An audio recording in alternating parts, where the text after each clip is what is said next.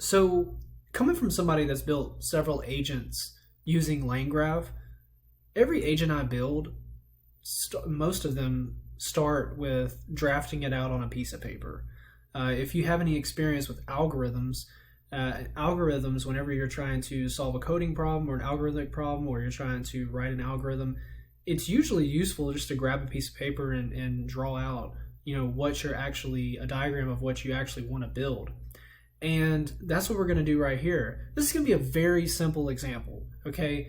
This is just going to show you how we can create nodes, edges, and have them communicate with each other. And so our example is going to start with a manager. So our example is going to be the case of just routing a task. And so what we're going to start with is we're going to have this manager node. And this is going to be just a bad manager.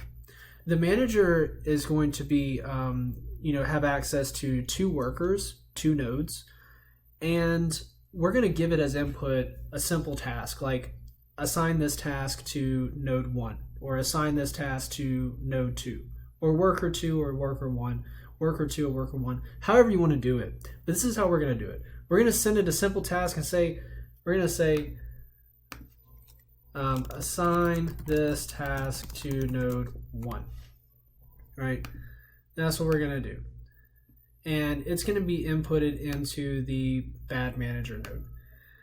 Now, this bad manager, they're a bad manager. So what do? They literally flip a coin.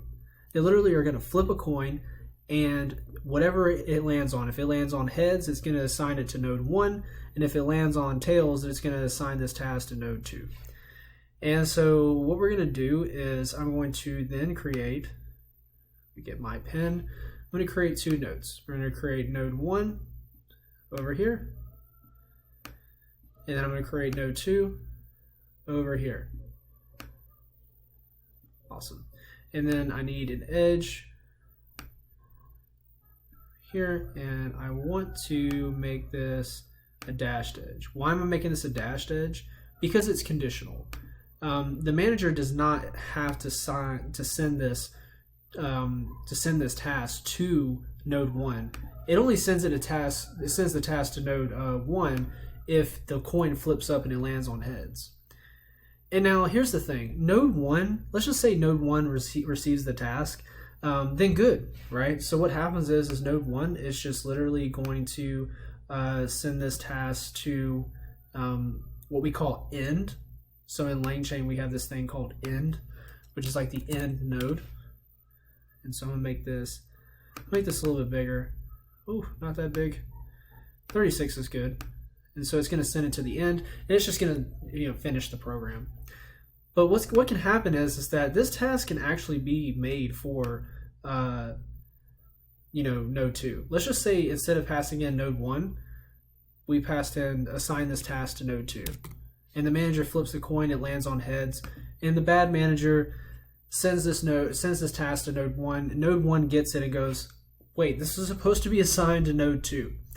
What does it do at that point? It'll then send that task to node 2. And so imagine you're a group of employees, your manager just flips a coin and assigns a task randomly to a person. Y'all are going to have to get together and figure out who the task is supposed to be assigned to correctly. And that's what's happening here. And then so, the logic works vice versa for node 2. If node 2 if node 2 receives this task, right, then that's good. This was correct. The manager's coin landed on tails, and well, the node 2 doesn't have to reassign, and we can just end. But there's an instance where we passed in a message just saying, hey, assign this to node 1. The coin lands on tails and gets passed to 2, and then 2's got to say, hey, I got to send this back to 1. And then so that's our graph. That's what we're dealing with.